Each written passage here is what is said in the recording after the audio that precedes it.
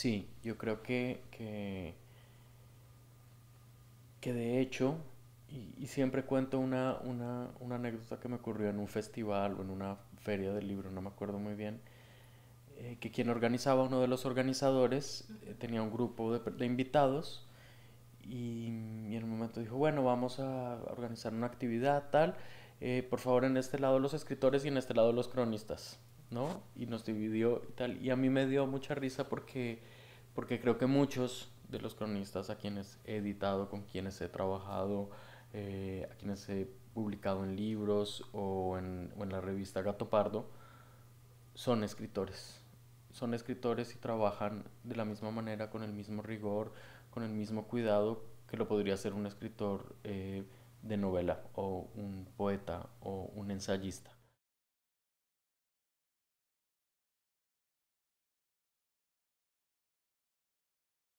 Es una pregunta bastante compleja porque en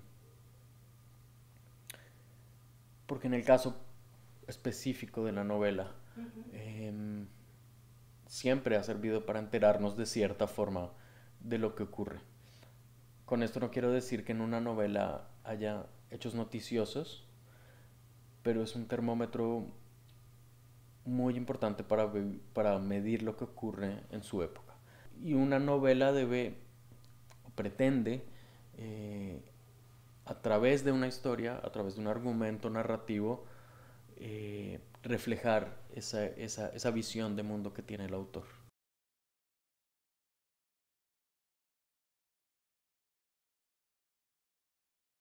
No me cabe la menor duda que van a existir, van a seguir existiendo y, y no me importa tanto si existen en papel o en formato digital.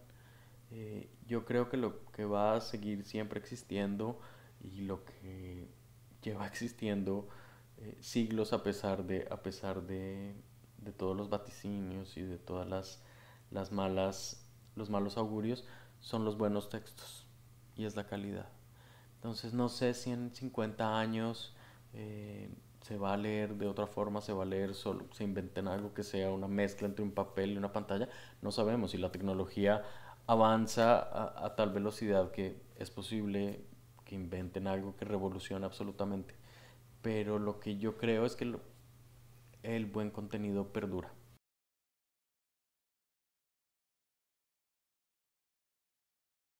Y me parece muy interesante que lo preguntes frente al caso de Vargas Llosa. Es que muchas veces uno puede no estar de acuerdo con el personaje al que entrevista. Muchas veces incluso puede estar en desacuerdo. Pero vuelvo a lo que dije hoy a mediodía. Creo que para poder hacer un ejercicio periodístico narrativo realmente interesante, hay que dejar de pensar en que las cosas son como a mí me gustan, como no me gustan, y vaciarse un poco de esos prejuicios, dejar de ver el mundo en extremos y más que juzgar, poner en escena, mostrar, narrar, contar, y que sea el lector el que decida lo que piensa sobre el personaje, sobre la conversación, pero no es nuestra labor ni como documentalistas, ni como cronistas, eh, dar juicios de valor. Creo yo que, y también lo dije hoy, los hechos son muy fáciles de comprobar, ahí están. Lo interesante es revelar los procesos que llevan a que las personas sean lo que sean.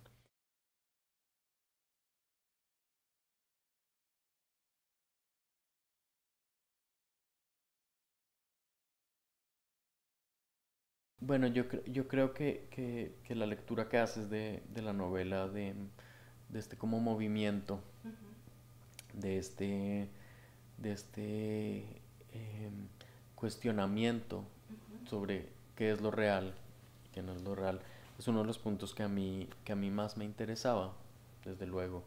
Y es justamente nació de una inquietud a partir del periodismo, ¿no? El texto es el que cuenta una realidad y el lector hace un pacto con ese texto y dice, claro, todo lo que este narrador me está contando, pues es verídico y es su versión de los hechos y yo lo voy a acompañar y de cierta forma voy a aceptar ese pacto y le voy a creer lo que me está contando.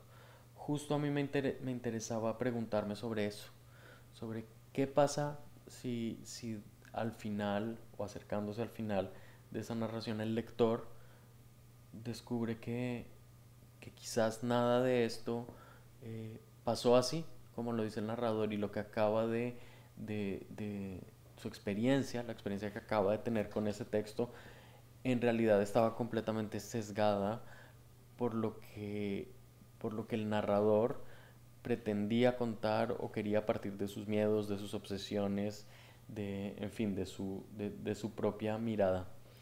Y es así como está construida la novela. De hecho, el narrador no tiene un nombre por eso, porque quería mantener esa ambigüedad y quería sin dañar la trama, quería que al final hubiera esta enorme pregunta, ¿no? Sobre qué es lo que nos cuentan, para qué sirve lo que nos cuentan y cómo es nuestra relación con lo que nos cuentan.